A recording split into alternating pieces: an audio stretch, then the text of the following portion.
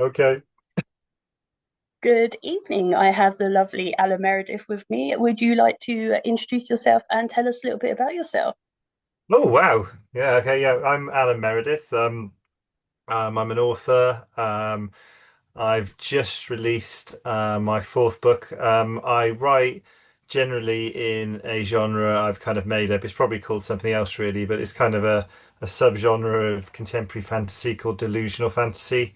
Um, I guess it's where you're not really sure whether the events that happen into the main character are actually happening or whether they're a delusion of the main character, which really comes from the fact that around 2000 I had a psychotic episode for a while, and that's kind of stayed with me. I'm not still psychotic, but um, it's definitely had an imprint on me. So I find that very, very intriguing. That thought, well, is that stuff which is absolutely real to you at the time, you know, sort of that idea that what I guess it's that concept, what is real? If you're perceiving it to be real, does that make it real? Or I guess what is real is just what I guess what a group of people consider to be real, but then you could have mass psychosis, couldn't you? So I just love all that. I love all that stuff, and that really kind of like I guess is the thing that fuels a lot of the things I write. So yeah, Valhalla's in that vein. Midas is definitely in that vein. You could argue Shimmer was in that vein as well. But like you as well, I got a big love of horror. So there were some things which are just straight up horror, I think, really. I don't know, but Lucas was like, at the beginning, you kind of not sure whether it is, but then I had to kind of like make a decision and it went more down a horror's probably not, maybe that's a bit strong, but it went down a route that it was definitely down that kind of vampire route as opposed to you're not quite sure whether he's just delusionally thinks he's a vampire. So it's publication day today, so congratulations. Um, and I'm sure because we've spoke before, I'm sure when we spoke before, you spoke about this book, and this one's taking a while, hasn't it, to finish? It has, yeah, it's taken a long while actually. I'm not quite sure. I think just life kind of got in the way, and I kept starting it, and then, as you know, with creative things, it's kind of like when it's flowing, it's flowing. It's like a tap, and unfortunately, you turn the tap off. Then sometimes you're like, I'm not sure where I'm going with this, or is this any good? And I kept stopping and starting.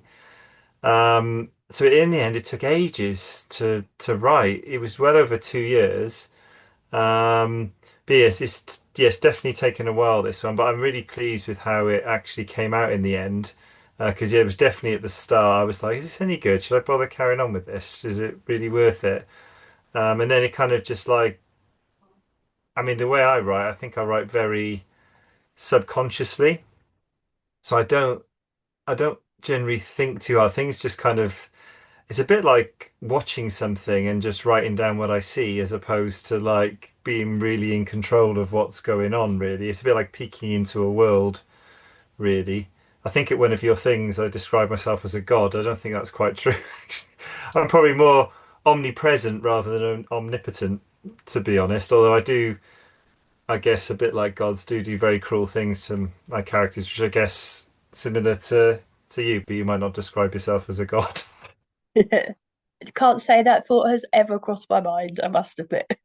Yeah, you've never killed people in your books that you knew. Allegedly. Sorry, allegedly. Sorry. No, no, no, no. Slander. Don't know what you're talking about. Oh, then there might be more to come as well, but yeah. There's always new people to, sort of piss you off that you can Oh, they make them do, come to yeah, sticky ends in seriously. Like, books. yeah. What can you do? You can't do it in real life, so you may as well do it in fiction.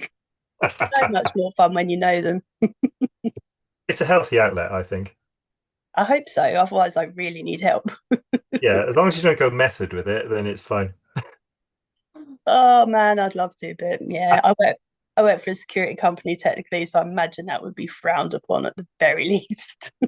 I think it would be, but you're probably one of those more unique people where you probably got a good idea of how you get away with it, probably better than the rest of us. Yeah, I try and forget that little nugget though, otherwise, yeah, I get myself in enough trouble without, planning on. those sorts of things. So yeah.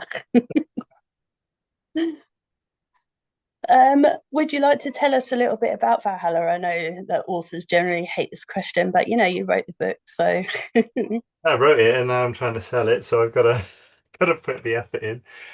Yeah, so this story centers around a main character called Dustin, a bit of a coaster in life, I guess. No real plans, no ambition. Kind of that was a little bit based on and based on a date I went on years ago, where went on a date. Um, this was yonks ago. I'm trying to think how old I would have been. Would have been in my probably around 20, I think.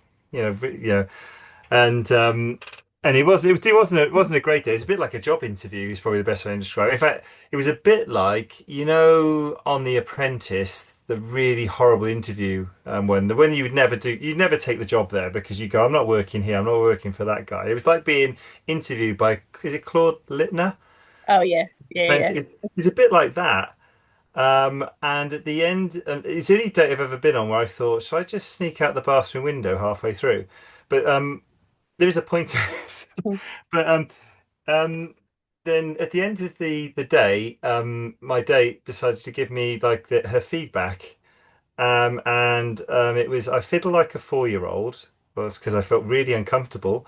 And you're directionless and ambitionless.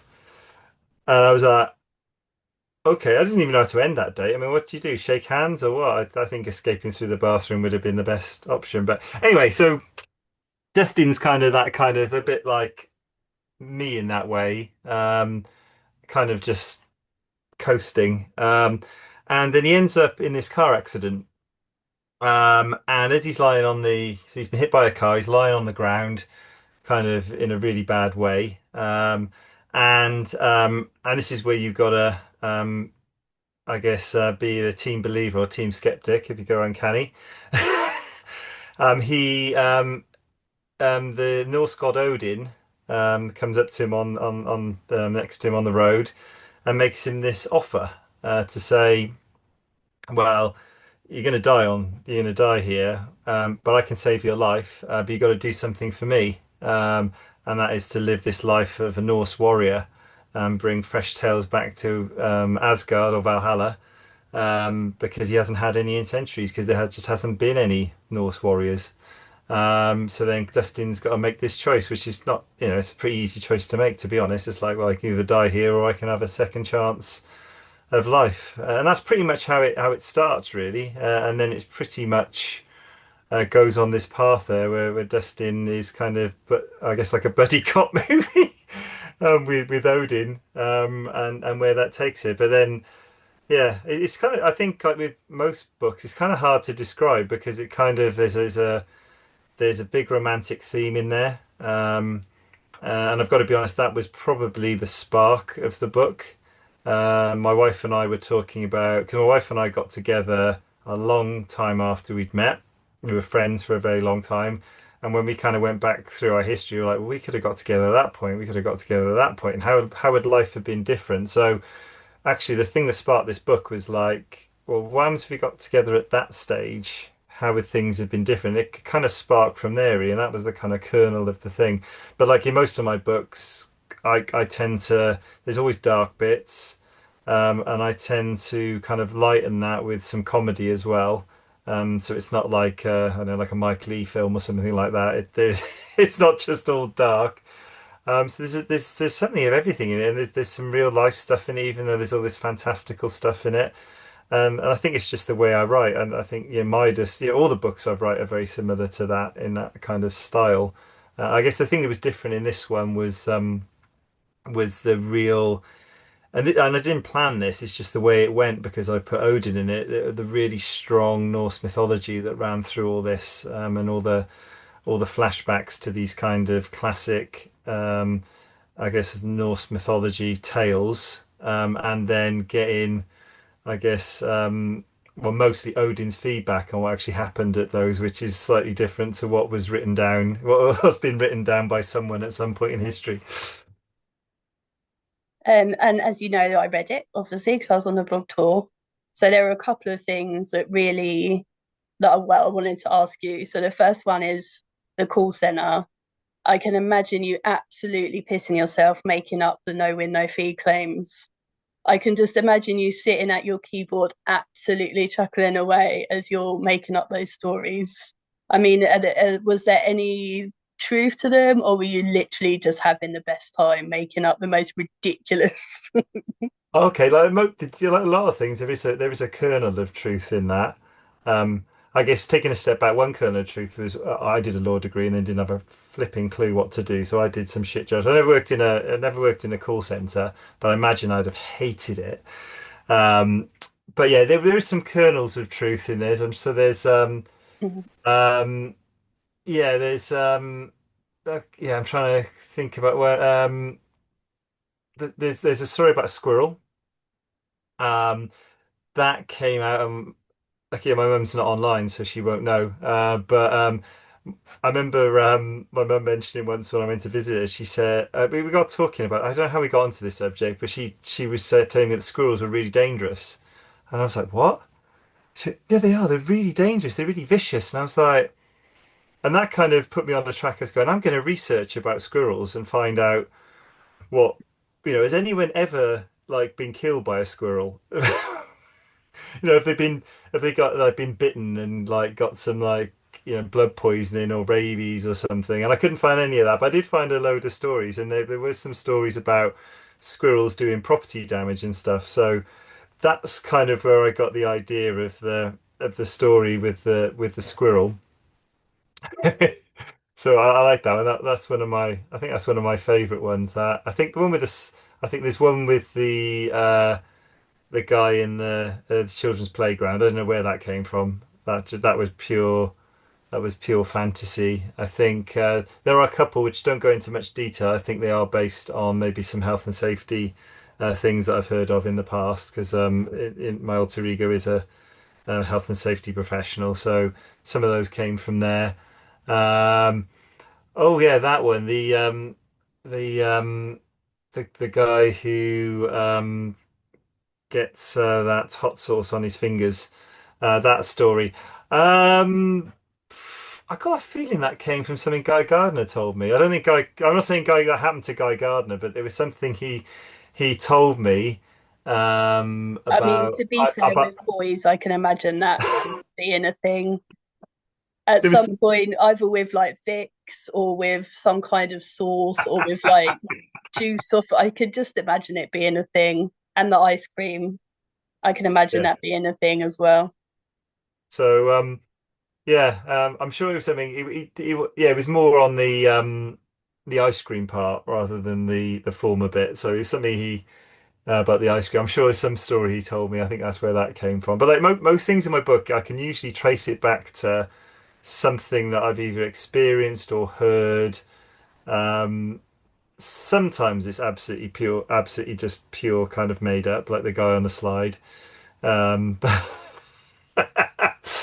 but sometimes it's usually, I love that. I mean, and to be honest, again, I think it's something that I do. I remember in Midas, it was the newspaper stories. So there would be Tyler and Midas reading the newspaper. Well, actually, I think Midas would push Tyler to get the newspaper so he could read some stories, and then they would find these stories which they both find really, really funny. I think the call center was a good vehicle actually to put in those stories. But no, I really enjoyed that. Yeah, and I'm glad people enjoyed them as well because I know in some of the feedback that came out of the book tour, people saying they were literally, laughing out loud. They weren't like chuckling inside; they were laughing out loud at some of those stories. Yeah, they were superb. Absolutely, every single one, every time it was just a treat. And the other thing that I wanted to ask, and it also kind of made me laugh, was it ravens? It wasn't crows, was it? It was ravens. Did he get told off for calling them crows? Odin tells him off for Yeah, calling them crows. Yeah. and they were quite funny, vicious little. Hugging and munning, yeah. Do you know, I've I didn't really appreciate ravens until I actually saw one. They are brutal looking animals, and there's There's an owl sanctuary called Screech in Cornwall, which we always go to when we go to Cornwall. And then it's mostly owls there. We've got a few other things, but they've got a raven, and you really, oh my God, they are. And I know they're scavengers, but like most scavengers, they'll eat things live. If something's, they won't worry about whether it's properly dead or half alive or whatever. The beaks on them are absolutely, they are huge and they are very, I don't know, like, they are very scary looking things actually, Raven. Raven. So, I love Hugged and Munnin. They're two of my favorite characters and um yeah, and I like yeah, they're always in Odin's ear, aren't they? Yeah, They were a great addition actually. Like you wouldn't it's not something that I don't think I'd have even thought of, but actually they were great. They were a brilliant sort of extra and trying to eat poor Dustin all the time was very funny. think I put them more in it. I think the more I wrote with them in it, the more I wanted to put them in it more. Do you know what I mean? And there's obviously a scene near the end which is quite climactic. But yeah, the more, yeah, I just kept trying to find more opportunities to put them in because I really like them. And they end up being quite pivotal to quite a few different things in the story, actually. There's a few other things where not necessarily for their comedic stuff, but they move the story along as well. In terms of some visions and stuff that get passed on to Dustin through Odin as well. So it's they become really, really important to the story, actually, apart from just being a comic aside, which is kind of how they started. Yeah, I thought that was really cool actually, and obviously something that really came together, perhaps by accident, but actually worked really well. Yeah, I don't plan. I think it's virtually I kind of know where it starts, I know where it ends, and then it's just fog. And then I just kind of work my way through the fog until I get to the end. So yeah, that's I don't know whether writers write differently.